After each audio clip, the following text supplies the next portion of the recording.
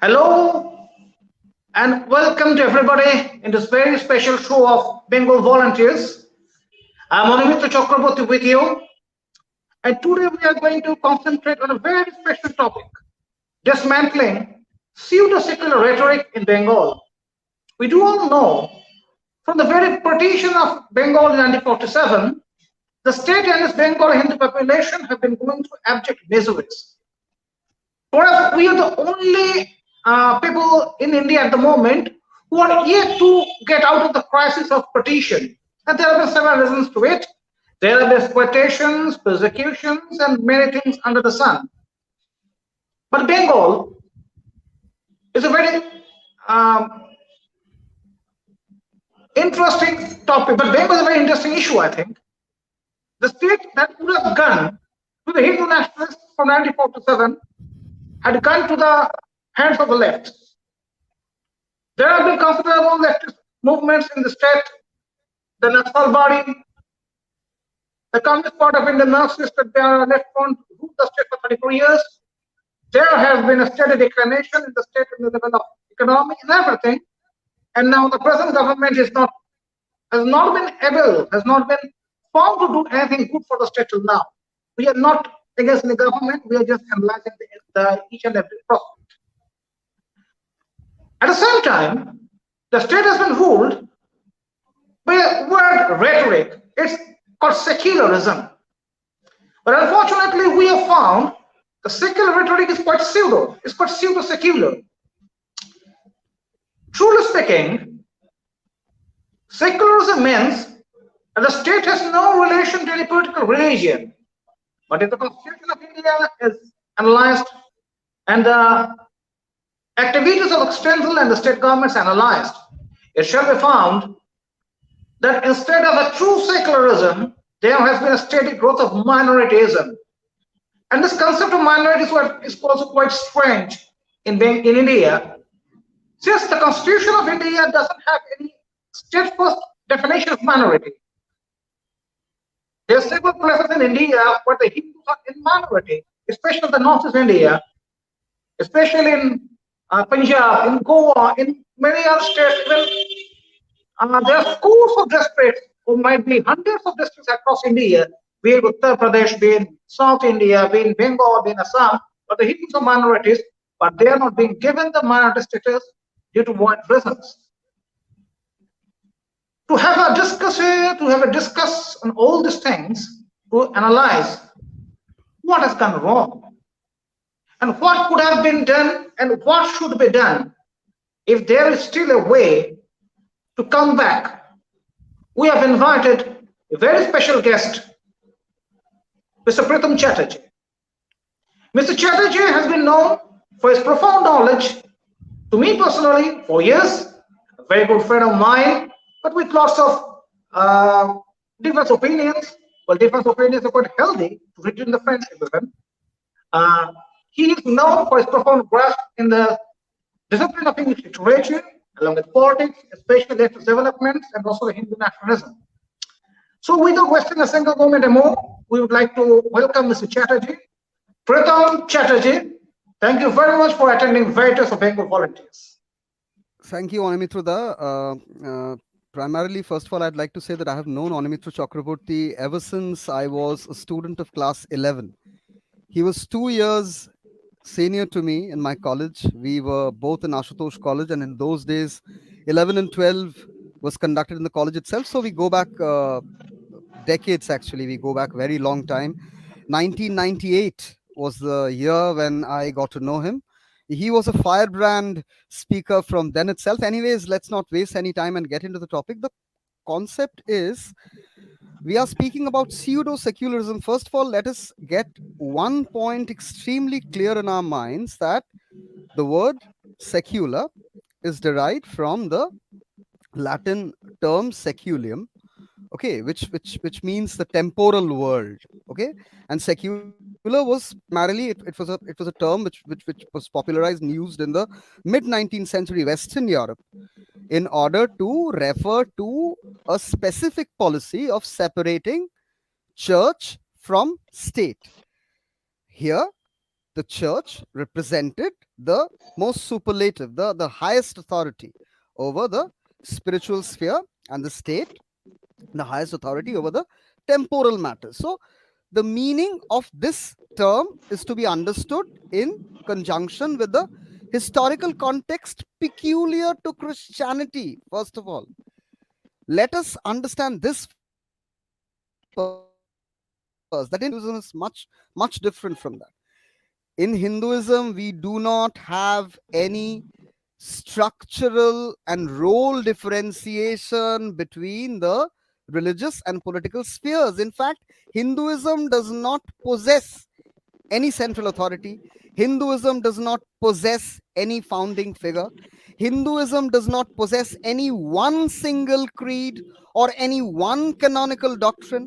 And we have several, we have many holy books rather than one. Hence, Hinduism does not fit into the category of church religion. So, as Onimitruda said, that the concept of pseudo-secularism has become important, has come in vogue in order to mean some kind of a policy of appeasement towards a certain section of the population who we call as the minorities. But unfortunately, there are the definitions of the term minority is so vague and so ambiguous that herein the problem begins. And secondly, we are here to discuss today about the decline of Bengal in general. Why didn't the Hindu movement, didn't the rightist movement take its proper route over here? What went wrong? And things of that kind. See, first of all, you've got to remember one thing, that here was a state which faced the onslaught of something called partition and displacement not once but twice. As our topic of discussion today stands, we would be discussing primarily, we'll be discussing about the Bengali Hindus, who, to my mind, and I'm pretty sure to Onimitroda's mind even, is the most persecuted nation in post World War II scenario. And why did, even though we are the most persecuted, why did this extreme persecution fail to give birth to an extreme resistance and response? It is very interesting, Onimitroda. I would like to just point out a single issue over here. You see, Onimitroda, I don't know whether or not you'll agree with me. See, the emergence of India and Israel as independent states, and one in 1947 and the other in 1948, they have many interesting parallels. You see, both these countries, they were under British. After the Britishers left both the countries with uh, problems of the minorities, and yet you see the manner of response in both these countries towards that minority problem is so very different. So does it go on to mean that there is something that this has got something to do with our national character, which prevents us from hitting back?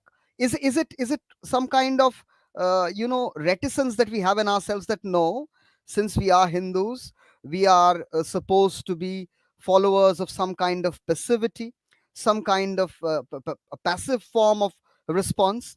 I don't know. How do you see it, Onimitra? Do you really find any similarity between Israel and the Indian condition? Because you see, historically, Well, both of these. Pritam, Hmm, just a minute please. for me. Yes. If you go to the doctrines as that been researched by Dr. Binoy Sarkar, okay, and from Binoy Sarkar to August Chatterjee, who the writer of the Concepts of Hindu Nation, the famous book, whenever the Bengali Hindu nationalists have talked of Hindu nationalism, I found it that from this beginning of this Hindu Mela in the 19th century, Yes. that's what we can term as the initiation of masculine Hinduism in this part of India. And that's the greatest exposures being Swami Vivekananda, Sister Nivedita, Shola Devi Chodhrani, followed by the revolutionary growth of Anusharan Samiti, Chugantor, the Revolutionary Bengal Volunteers, Mukti Sangho, Broti Samiti, and blah, blah, blah, many others. there had been a specific composition of mass from Hinduism that came to be known as Hindu nationalism. Hmm. And it was based very much on the Khatra Birja. Okay. Hmm. Now, Hmm. if we do go back to the ancient anecdotes of Shukracharya to Kautilya, we can find an alternative course of Hinduism, an alternative concept of Hindu politics at the time that become very that got deviated with the images of the Buddhist concepts. Well, if we go through the concepts of Swami Pragyananda Saraswati of Shankar Math, he has said it very clearly that the rise of Adi Shankaracharya had made astonishing developments in the discipline of moksha. Whereas, of course, the other three disciplines are concerned in Pushartha, the Dharma, Artha, Kama, that remained completely negated. And since the Hindus had started to concentrate more on moksha, uh, what shall I say, negating the other three Pusharthas, that led to a great disbalance in the state compositions, isn't it? The Rashtra structure become quite disbalanced. If the four limbs of our chair are there, if the three limbs are cut off, it cannot stand on only single chair. And that Of has been the course. problem of the Hindu psyche in the last millennium. But Pritam, I would like to know this from you. We are in the same age group when in 1992 the demolition of Babri Masjid took place. We do still remember what did happen on that day. We are very much strong on what did happen. But my first question to you is that do you think that the demolition of Babri Masjid had made the leftist philosophy had put a very strong question to the leftist philosophy and credentials in across India and especially Bengal? Do you think so? The fall of the Babri See, Masjid. I remember the manner in which, because at that point of time we were all students. I remember the manner in which the state government, the West Bengal government at that point of time, with Jyoti Babu at the helm, they countered the issue immediately. They had called for a curfew and things like that. What I'm trying to say is, Babri Masjid was demolished in 1992. Go back 20 years from then, go back to 72. From then, you take one step forward towards 92, and you would come to a point in the 80s when the left had very steadily and very in a very sure shot manner, they had realized as to how to make their indoctrination theory perfect. They had perfected their cadre based system in such a way, like, just a case in point, today we go on to criticize the present Bengal government because of their dastardly and nasty policies of, Nonsensical attributes. yes, but that was begun long back, and very silently, very scientifically, very effectively by the left. And they did it in such a manner that their narrative making and the manner in which they controlled the intelligentsia was complete. It was complete by the mid 80s, late 80s. That is why when Babri was demolished, we Bengalis, a large section of us, we had become almost innocuous about it. People, but I can tell you, my wife hails from Park Circus. She told me about the riots which took place after the demolition, and myself having a lot of relatives in Garden Reach, Metia Bruce, we know exactly what happened to the temples in Bichali Ghat over there, and say for example the Bibir Bagan Bosti in Park Circus, they were all set to fire, and incidents which were not even spoken about later in the mainstream media. You know what the left did just after that? They came out with at least 200 pamphlets and leaflet sized books, and they started distributing it, putting the entire onus on the UP government, putting the entire onus on PV Narasimha Rao. So they knew how to change and channelize the course of a narrative. This is exactly why the left is strong even today. I will just take 1 minute more of your time on me through that and say that very recently I was going through a book by the name of Snakes in the Ganges. So over there, the author tries to say that the left, they have their presence everywhere, in the media, in the academia, in judiciary, in the highest echelons of judiciary. They have people, and this is not the parliamentary left that the author speaks about. He's speaking about the radicals, the people who are radicals in their mind, like blanquists, people who have been called as, the most nefarious elements of the left, like the point from where the CPI broke off. Actually, we'll not, you know all these things. I'll not get into that. What I'm trying to say is that the left has managed to cover its tracks completely, being everywhere like a slow poison. And today, whatever we are seeing in Bengal, whatever pseudo-secularism, whatever decline of Bengalis, everything started with them. But yes, uh, to their, we have to say this much, that the Congress was there in power for the first 20 years after independence. But of course, the Congress had to face a lot of challenges. For in those days, the refugee problem was still continuing. uh, and at the same time, as we were speaking prior to the discussion, that for some reason, for reasons known best to the central government, specifically to Mr. Nehru, the national level, they had a very curious kind of bias against the refugees of Bengal. I don't know why. Uh, the initial influx which started happening Certainly. from Well, if you go through the records that are in the public domain still, it can be hmm, found that the rehabilitation package provided to West Pakistan is huge, is enormous, while the almost 10 millions of refugees who had come all the way from East Pakistan within a week didn't get even a single penny from the central government. The Bengal industry was exploited by the central government. Our export duties were down. Everything was made to reduce Bengal to into a heap of garbage. And if we exactly. go through the speeches of in the parliament, the recording in the parliament speeches of Dr. Shama Prasad Mukherjee, Pandit Lokikanta Maitra, Dr. Meghna Shah, the globally acclaimed Yes, scientist, even from the CPAs of Dr. Bhupesh Gupta, within the 60s, we shall find that there's humongous discriminations on the rehabilitation package, along with a zingoism to crush Bengal's industry, was exactly. over the central government, to be followed But by the freight equalization policy and the complete destruction of eastern India's rich mineral ores, Jharkhand, Bihar. Then Jharkhand was not there, but there was a huge state of Bihar, now it is from and the this coast of East India. The whole east, yes, west, and south India was built up in India, isn't it?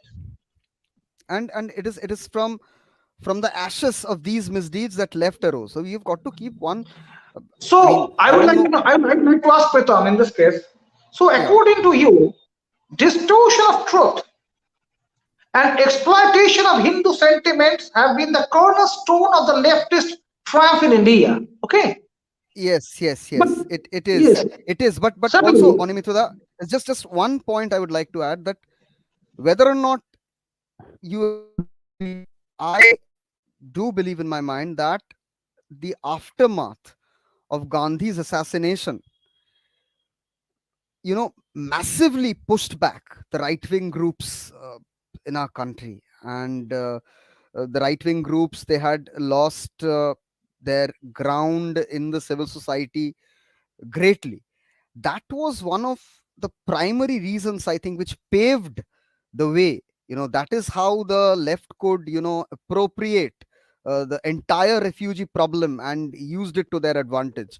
And No, they, certainly, Pritam, this can also be yes, found that the Communist Party of India that yeah, had some Earth revolutionaries from Chittagong and other words. Okay, yes, the party that went against the freedom movement in India in 1942, the party which not only provided the intellectual basis but became the ideological boss of Muslim League in the electoral exactly, manifestos in 1946, especially in exactly. Punjab and Bengal.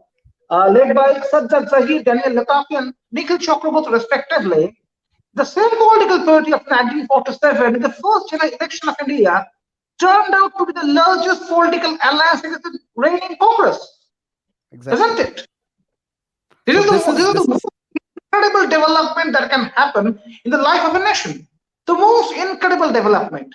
Now, many do say the lots of rubles were poured by Soviet Union and the East European, blah, blah, blah, anything can happen. But I'm talking of the common Hindu minds, the commons. Well, at many times, the persons who from East, the refugees from East Pakistan are sometimes implicated as being the voters of the Communist Party. But if the 1952 to 1957 electoral situation in Bengal is analyzed, it can be found that before this people from East Bengal, the Communist Party had made its ground already within the people living in the Howrah and the Hooghly areas, isn't it? Exactly. Communists were extremely smart. You know, they all became the communists, they realized that if the demands were made exclusively for the refugees, they wouldn't get any success. So, they focused on, the refugee demands were presented as demands for the poor in general terms. Okay, so this generally, this is in a great way.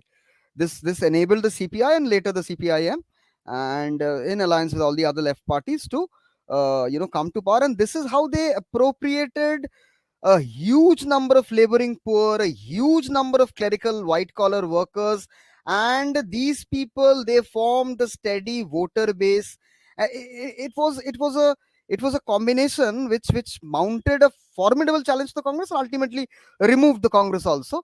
And at this point of time, Onida, I think you will be able to tell it much better if you speak a bit about the caste composition of the communists, because it was always the upper caste Bengali leaders who came into prominence as the main leaders of the I'm just speaking about the party leadership in Bengal. All upper caste Bengali leaders, they went on to they made such a kind of a mask of secure and they made a good fortune even, isn't it? Yes, they made a good fortune. Well, at this juncture, I would like to ask you, how many communists still know the name of Konshari Haldar, the hero of Tevaga movement? How many communists still know? How many persons are aware with the name of Nagi Reddy of Andhra Pradesh? Isn't it? How many persons are aware with the name of I'm just forgetting his name, Chinmohan Sihanovic, the intellectual who was completely thrown out of the party in the 1980s, isn't it? Yes. Well, just a minute. Only a few days back, I was going through a newspaper report, a very old newspaper report, 1972, of the Statesman. And the Statesman was referring to the death of Bhavani Sen, the General Secretary of Communist Party of India in 1947 and 50. I do know his name. And what is most interesting and ludicrous is said, the Statesman reports all parties were present on Mr. Sen's funeral with the conspicuous, not the term, conspicuous. All parties of the political spectrum were present at Mr. Sen's funeral procession with the conspicuous absence of the Communist Party of India Marxist. That means the communists can't be at at good terms with their own comrades when they fall on the disciplines, when there is discrepancies, there are different opinions and everything. And now if the communists are coming forward to us to teach the lessons of basics of democracy. If we do open the books of the Naxalites, of the Naxal Shohid Shorone, all those martyrs of Naxalites, in each and every page, the Naxal stated how the Naxal activists were identified the CPIM counterparts to the police and they were killed brutally in the streets, Exactly. isn't it? So, The amidst culture of this, kangaroo courts was brought to our nation by the left, by the leftists. Kangaroo court politics, the manner in which kangaroo courts were held, you must have heard of the Salwa Judum. Okay, so these were yeah, brought by the left. Now, what is most interesting over here? You've got to, with all their discrepancies, see these things. These are marks of a highly regimented party. One cannot speak about communism or leftism in general by looking at the Indian left. No other leftist party in the world is so very much anti national as the Indian leftists, as if they have taken it upon themselves that anti nationalism will be the grammar in which we will be preaching our leftism. So, from the place from where we started our discussion, we were speaking about Bengalis. You see, well, what, Pritam, what, just at this moment, let me tell you a huh, story. huh, A please. couple of years back, I had a chance encounter with a very famous Marxist economist. He's old, and his books are still being published, get published from the Oxford University. Okay, he's in Omio Calcutta. Babu. He's a global acclaimed economist. While we were talking on Hindu nationalism and Marxism, I asked of the communist parties, and he answered very plainly. Look, Onimitro, there has been no communist party in India. The CPI and CPM are nothing but the PROs, the public relations officers of Soviet and China, respectively. And the independent communist parties who could have come to the center stage, like the RCPI of Somen Thakur, or Yes, yes. RSP, or the Bolshevik parties, or the Workers' Party, they didn't get enough patronage either No, from any other I country. personally feel, Onimitra, that Shomendro Thakur is one of the gems of the Indian communist movement. The entire Absolutely. tradition he's exceptional. Please carry on. But it's also true that Tagore didn't win a single election. No, he did not. He Biman Bose didn't win never a won an single election. election even. But he's one of the greatest orators that has happened in the history of India. Okay. Yes. Now, Pritam, in this context, I'd like to ask you. Hmm. Now, when Dr. Mukherjee was murdered, it was a murder. It was not a death. Of It course. was Of course. definitely a murder. Hmm. In the Janasangh, the whole structure of Janasangh across India, Bengal was having the largest number of MLAs at the time, 9. Yes. To be followed by Rajasthan 6 and the other things more or less. Hmm. But within 1954-55, we can confirm, despite the presence of a celebrated mathematician like Dr. Deba Prasad Ghosh as the president of Janasangh, the Janasangh perhaps withdrew itself from the Bengal politics, isn't it? The Yes. Bengal Very, very version, the unfortunate. Bengal State Committee of Janasangh didn't get the appropriate help from the national context, isn't it? Than of the Yes. national structure. Hmm. Do you think this as a product of any provincial politics? Yes, of course. Actually, one needs to understand, The since we are Hindi discussing Harshan didn't Bengal, want to enter into Bengal. maybe that can be one very, very important reason. But I think another thing which is very important over here is the general uh, Bhadralok mentality, specifically of the urban, a group of urban, you know, uh, urban elite who always went on to, for some reason or the other. I don't know whether or not it was primarily because of the fact that they had seen their forefathers struggle or whatever. This somehow a germ of left wing progressivism, a germ of non parochial, pro poor, even universalist ideas. I don't know from where it went on to creep into the brain of Bengalis. I think you would be able to answer that much better than me, since you do indulge in ground level politics and I am just an armchair reader, nothing more than that.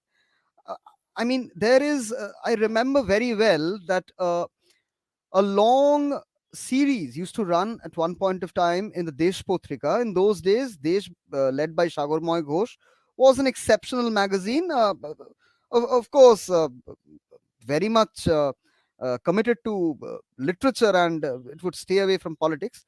So there was this column which ran for over a year, I think, that it was entitled in Bengali, Bangali ki Shobhaboto Bamponthi, are Bengalis naturally leftists. So people from stalwarts from different walks of life, uh, everyone. I remember Mrinal Sen, I remember Shankho Ghosh, I remember Sunil Ganguly, all of them writing uh, regarding this. Every fortnight it would come out. So I felt, I at that point of time, that, see, we are the same nationality which bred the entire Ogni Jug. And Ogni Jug, to me, however much the left, you have written in detail about that. I remember reading a few of your articles that however much the left tries to appropriate the entire Ogni Jug, you would actually agree with the fact that a basis of the Ogni Jug was masculine Hinduism.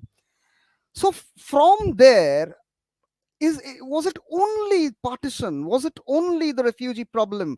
Was it only the you know the fact that many people lost a lot of things, and they wanted to, since they had seen such a lot of bloodshed, they wanted to get away from that bloodshed, and they wanted to start afresh once again in a new state, Well, in a new Pritam, country? I don't think so. I think, to me, if I do go, if you ask me this question, I can say, if we read the British Empire painstakingly, it will be found that the British was not afraid of anything in India. They were not afraid of Gandhism or socialism or left and anything. But what did frighten the British government was a thing called masculine Hinduism. Exactly. So if you find that from 1867 to 1905, that for 38 years, there has been an irresistible, ceaseless celebration of Hindu nationalist thoughts across Bengal. Okay, Yes. from Bhudev Mukherjee, from Bunkim Chatterjee, Shashwata Torko Churamani, Jugannath Vidyabhushan, they were preceded by Nabagopal Mitra, Priyanath Bosu, Rajnaran Bose, to that of Sharla Devi Chaudhary. There was ceaseless contemplation. And Yes. that gave rise to the birth of a cult that was not visible in the last millennium across India, except a few instances. And this cult gave rise to the concept of armed revolutions and also the Bengal anti-partition movement in 1905. Okay, so if we go through this papers, government papers, which are being, uh, I think a small portion is published today, some are still in the government coffers. For I don't know various wide reasons, various secret reasons might be. It can be found in 1911, though it was announced that the partition of Bengal would be annulled. Okay, but on that very year, the British decided to teach the Bengali Hindus a lesson of a lifetime. We found Yes. that from 1911, the British Bengal presidency was started being bifurcated on administrative reasons. Okay, the Singhbhum and Purnia went to Bihar, some went to Orissa, some went to Assam, even some to Madras. Okay, so by and large, by 1932, when the communal award was almost being placed, Bengali Hindus or Hindus in Bengal, in a broader sense, including all the Hindus from Tamil Nadu who were residing in Bengal, were in an abject position of minority of the second-class citizen, I think. Okay, and if you do go, well, I was just checking some points. If I take the year 1870 as the beginning, from 1870 to 1945, the Bengali Hindus had skyrocketed like this, isn't it? Yes. 45 to 47, a period of commotion, confusion, tumultuous years. You can term as a plain table, 45 to 47. And from 47, there has been the decline like this. It has plummeted, Exactly. and it is at present a bottomless level. There's no And bottom, you even. We don't know where are we going at this moment. Just one sec, Anita. Just 2 minutes back, you mentioned that the British wanted to teach the Bengalis a lesson. So don't you think that after they left, that same mission was carried on by the Union government towards Bengal? Because Certainly. Well, the take for agony of example first. Nehru. No, well, take Huh, for example Nehru. Nehru, if Nehru had felt any arch rivals in his entire political dimension, is from the Bengal. Shama Subhash Bose. Chandra Bose and Shama Prasad, and there was none from across India. Okay, Yeah. these two persons had perturbed him for the rest of his political life, isn't it? No, because if you look, you see the rise of the pharmaceutical industry in Gujarat, the rise of the textile industry in Mumbai, Bombay in those days. So Maharashtra, everything took place at the expense of Bengal. On the very night of the independence, 14th of August, say, for example, on that that particular night itself, our jute export duty comes down from Was slashed. 62.5%, yes, to 20%. So that, and then the manner in which the Moyuraki hydroelectric project, it was a gift to West Bengal from a foreign country, but that money, it had to be credited to the union government. The money never reached us. Then the industrial policy of the central government, 1946. Then we have heard so many times about the industrial licensing and the quota policies. We have heard about the freight equalization policy. So everything, it was like a mayhem. It was like a pinpointed war, directed towards Bengal. I mean, this is what broke our back, Onida. And No, that, as that, you that would means know, by 1947, Bengalis had become a collateral damage for the entire India. Okay, it's a exactly collateral so. damage. And till Yes, that's now, the right till word. in this moment in 2022, we are still a collateral damage. Okay, we can Yes. we can for this. We can go through everything. Take for example, when you were just referring that Bengalis have been the worst persecuted nation in the post-Second War scenario. I was just going through a list. In the last Sure. 75 years, no less than 80 genocides have taken place with us. From East Yes. Pakistan, Bangladesh to the northeast India, even to Assam, I think. Hojai, Hmm. Hajong, all these genocides. Yes. Yes. Yes.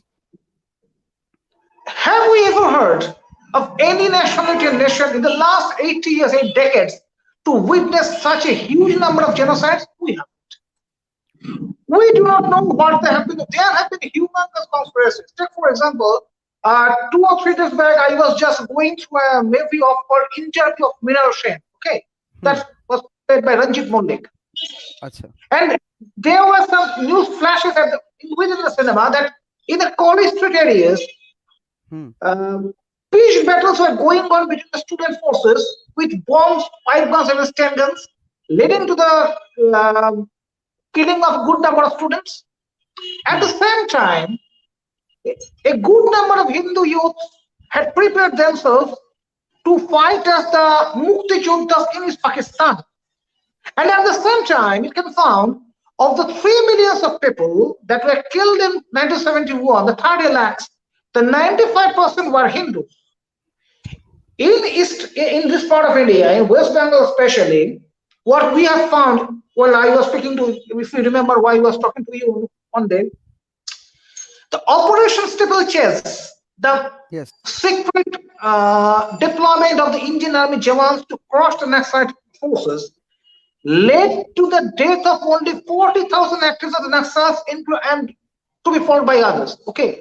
So in 1971 72, there had been a humongous and excessive destruction of Bengali Hindus in both parts of the country, both parts of Yes. this Yes. Indian subcontinent. So there have been genocides, there have been economic losses, destructions, and perhaps unimaginable loss of lives and blood. And now it's 2022. Now, what makes me ask you this question, Pratham? As a reaction to this, why hasn't there been an independent Hindu nationalist movement in Bengal or on the like if Shiv Sena can do anything, Shiv Sena can do anything in the name of Marty Manus in Maharashtra. And there can be some more provincial Hindu nationalist credentials in the other states too. There has not been a single appearance of it in the last 8 decades in Bengal at least. What can This, be I think, the I for think basic reason? I think this problem not only this problem has not only persisted for a decade. This problem, we have to trace it long back.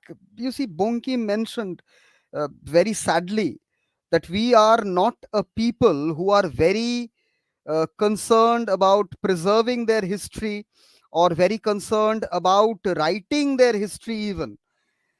A few moments back, you were speaking about genocide. If you remember the right at the beginning of the discussion, we were trying to make a comparison between the Jews and the Indians, or the Jews and the Hindus, right? Rather, say for example, what the Jews have been able to do very effectively is to constantly make a reminder to their people, wherever they might be in the world, that one thing you do not forget, that violence begets violence, blood begets blood.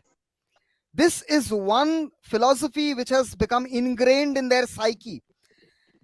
This philosophy would have, we Bengalis, we were perfectly cut out for this kind of philosophy, because, as you said, the Britishers were not afraid of anything. But you must be remembering, during the days, the glory days of the Ognijuk in Midnapur, British officers were actually afraid to get transferred to Midnapur.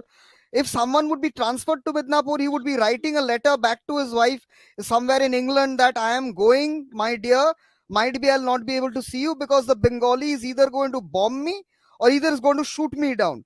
This is exactly what our status was. And today we are a national laughing stock.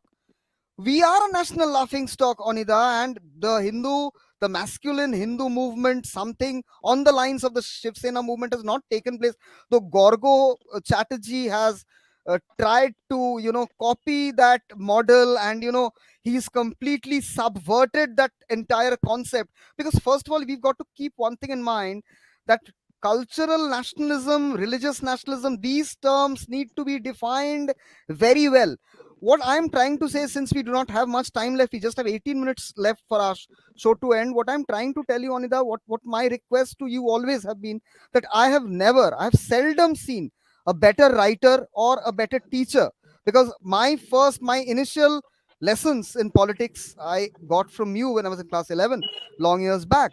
So what I feel is that we really need to educate on the lines exactly as the left did, in the form of study circles, in the form of party classes, something which we Hindus, our boys, do never get.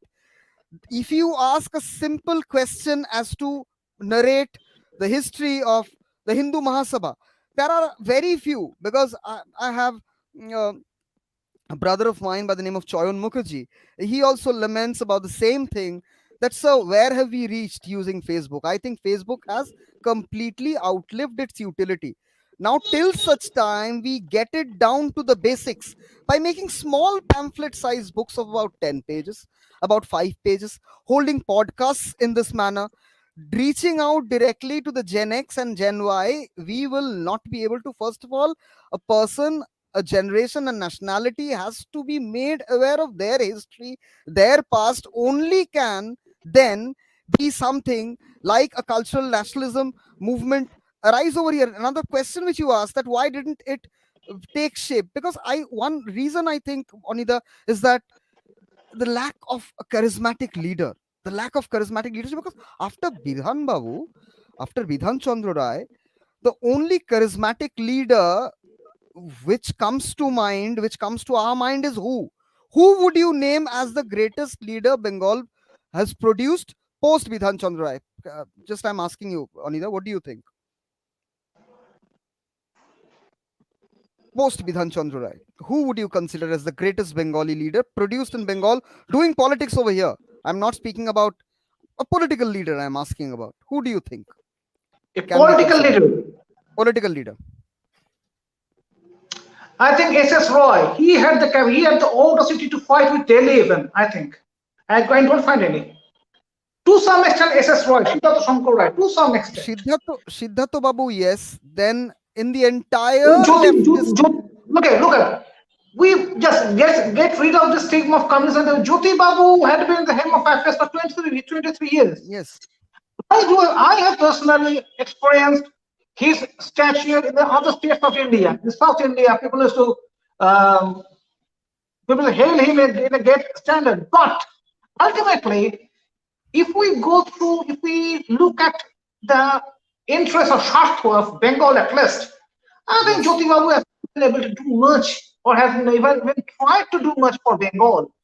On the No, no. contrary, the 6 years, the tumultuous 6 years from 71, 72 to 77, 5 years, and the Siddhartha Shankar had tried to do something for Bengal by designing the stadium or even turning back or crushing the low mechanism of Naxalite movement, uh, Yes. trying to give the Bengal economy a revival and everything. I think there were problems in this country. I do know there were gang wars, gang rivalries in Congress at the time. We do know. Even Dr. Roy also initiated the 1-2 commission and put some of his ministers behind the bars at that time. But I don't No, know, but what he had to do was sincere. But I don't think there's any other person quite sincere of Bengal, I think. So no, what no. do you say? Jyoti Babu realized at a very early stage that there is nothing much that he can do other than protect the interests of his party, other than protect the interests of uh, his downline. That is why he, and along with a very dedicated group of people who had their interests once again in the success of Jyoti Babu. I mean, Jyoti Babu's success, meant their survival, meant their stability. That is where people like Anil Biswas, people like Somnath Chatterjee, you take the example of Somnath Chatterjee. Somnath Chatterjee was made the some this WBIDL, some industrial development board. Somnath Babu was the head. Yes, They used to certainly. go He abroad. was known as the Mo Dada. He used to go to Yes, everyone yes, to England yes, to have the yes, MOUs. He was known as Mo Dada. But yes, unfortunately, Mo not a Dada. single MOU was ever executed in Bengal. No, but unfortunately, as we started discussing that the central policies have been very much responsible, because there was a time when 18 flights would fly every week to London from Damdam Airport. 18, 1 8, and that reduced to almost nothing Oh, after. just taking a cue from your this sentence. Take a cue from your Uh, this sentence. A few, probably 2 months back, I went to Eshadi's house. Dr. okay. Eshade, the daughter Hmm, of the acclaimed editor Vivekanand Mukhopadhyay. Okay. okay. Okay. When Eshadi was telling some tales of his when she was a student in Presidency College in the early 60s. So that is of the environment of Subhash Chandra Sen, 30 and Sen of English literature, the spectrum. What did Hmm, she say? That in those days in Calcutta, the books were readily available. So I said, how? So it means the book that got published in Piccadilly Circus in London or New York Square could be found only in the next week in the College Street. exactly. That means what's called globalization, isn't it? That's called Yes. globalization. The book Yes. that is published in Norway, that is published in France or Belgium or England can be found in the next week in Calcutta. That means the Calcutta was in the international radar at the time. Okay. Exactly. And that was also the same time when Lee Kuan Yew, the first prime minister of Singapore, when he was asked, how do you want to make Singapore? He said, I want to make Singapore a new Calcutta, isn't it? And at the Yes. time, the Calcutta had been the first international city of India, the second city after London in the British Empire. In 1963, Calcutta happened to be the financial capital of whole of India. Yes. And I have gone to the records to check is that it's true that by means of going concerns, that means Bengal is called Chalu Karkhana. By Hmm. means of going concerns, Calcutta by that time was much ahead of Bombay. So I all this remember destruction took place in the four you had years, written a the gambit of wonderful 4 years. post. I remember that you Huh? had written a wonderful post on Facebook mentioning the names of all the concerns that had been closed down during the leftist rule, and the list was huge. Just a minute. Only yesterday I got a new information that in the 1980s, the Orient Longman used to make all its business engagements, like the binding of the books or anything, in Calcutta. That was the Okay. Bowbajar area. Okay. Okay. And it used to be of an amount of not less than 50 crores in 1981. Oh God. By 1986, the entire business was transferred to Bombay. Just By imagine. 1986, just remember. And also, it must be mentioned, in the 1980s, Bengal witnessed the destruction uh, of its own hosiery industry. So, Yes, hosiery industry completely. declined. Hmm. That led to the beginning of hosiery industry in Tirupur in Tamil Nadu. Yes. So when we heard all these concepts of dunya ke majdoor ek ho, workers of the world unite. So when the workers of Bengal are staggering and suffering without a single penny, the workers in Madras are having a good tiffin or a good lunch. Yes. So how can I say the workers of the world unite? That is why Isn't Bal this, Thackeray this said that negative hypocrisy? it is your duty to go on to, you know, mane, I cannot mention the word, it's unparliamentary. He said that you resist a leftist wherever you get one. This is the simplest tribute to the motherland that you can give, because Well, he termed it as a pack of unruled and mad dogs, I think. He termed yes, yes, in a manner. yes. I'm saying lots of quotes and unquotes. But since we can't use that unparliamentary language here, yes. But now, Pritam, let me come to the Hmm. last uh, spectrum of this interview with the discussion. We will have more meetings with you. We will have podcasts with you in Yes, the yes, yes, future. surely, But for surely. today, now I'm at reaching the last. For the last 8 years, from 2024 to 2022, we have seen a silent upsurge across India. Yes, With the emergence of the Modi government, the Hindu nationalist saga or the chronicles have got popular to some extent across India. yes, Well, the persons who presented, for example, I am in this movement from 2004 and 5, but before that, only a few persons could be identified as Hindu nationalists. But from yes. after the 2004 scenario, there are many. Hmm. But what what makes me still uh, surprised, what surprises me still is that the academia and media, these two very important zones of a public life, are still being controlled by the communists, isn't it? Well, what has Yes. taken place in the NDTV, Ravish Kumar has gone, it's a different issue altogether, It's okay? nothing. It's nothing. Nothing has been done. Take, for example, when a few days back, when for the last year's Jhulon, we went to have the books from uh, NCR's office, perhaps in College Street in Calcutta. What Hmm. struck me is that still there are the books of Gandhi and Nehru at rupees 16 and 22, whereas the books of there is no book on Golwalkar. Savarkar is first 190, Subhash Chandra Bose 180, and so and the Shyama is 160. So, do you think the Hindu nationalist movement in Bengal still lacks the essence? This is a question, the answer to which I can go on giving you for the next 1 hour.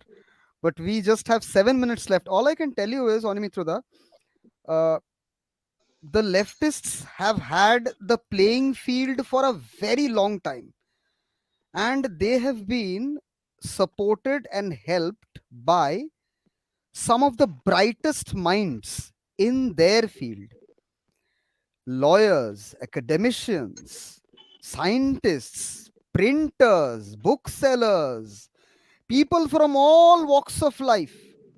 They have come together, brainwashed by this and that, because you see, leftism is extremely addictive. It is more addictive than crack or cocaine, because once when the leftist germ enters you and you somehow feel that all men are born free, but everywhere they are in chains, which is one of the biggest lies that could be told to a man, because Marxism itself has been based on several false premises. That's not the scope of our discussion today. All I'm trying to say is that the leftists have had a lot of time to consolidate, to develop, to place moles, inside of moles, inside of moles.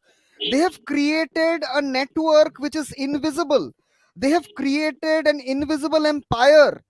We are fighting against an invisible enemy who is everywhere at every time waiting. It's just like it's just another way of, you see, Pakistan has this theory, na, killing India with 1,000 cuts. Since they cannot defeat us face to face, they will be clandestinely pricking us, bleeding us to death. Similarly, the left, they have hidden, they are like the green snake in the green grass, one which you can never ever identify. They might be, I'll just give you a small example, Anida. Might be today's program is being watched mainly by 50 people, 49 of whom are leftists, and they are trying to know as to what we are thinking about them. This is the kind of commitment, this is the kind of devotion and dedication they have, which we lack. Another thing, see, you were a student of English. I was a student of political science. I remember in Ashutosh College, you had English honors. Animitra, English honors is a very, very sought after subject. Why? Because there are people like you, who ever since might be their childhood or teenage have decided that no, English would be my future studies. But English is also a refuge to people who wanted to take up with physics but didn't get a good result coming to English. People who wanted to go to medical didn't have a good result coming to English. People who wanted to become a singer, family never allowed, coming to English honors. Hindutva in today's world, in today's, at least in the Bengali sector, I'm telling you, since you and I, we have been traveling. People who have nothing to do, nowhere to go, this is their last refuge. And we are bearing the burden of such people. We have been bearing their burden. Naturally, they are seniors. I wouldn't speak anything against them. Such people abound our sector. What we need is to lure the youngest of young, exactly when a person gets turned up, turned on by hearing that man is born free, but everywhere he's in chains. Why won't a person be turned on listening to Namaste Sada Vatsale Matruvume? Simply because, why won't a person be turned on listening to the Gita?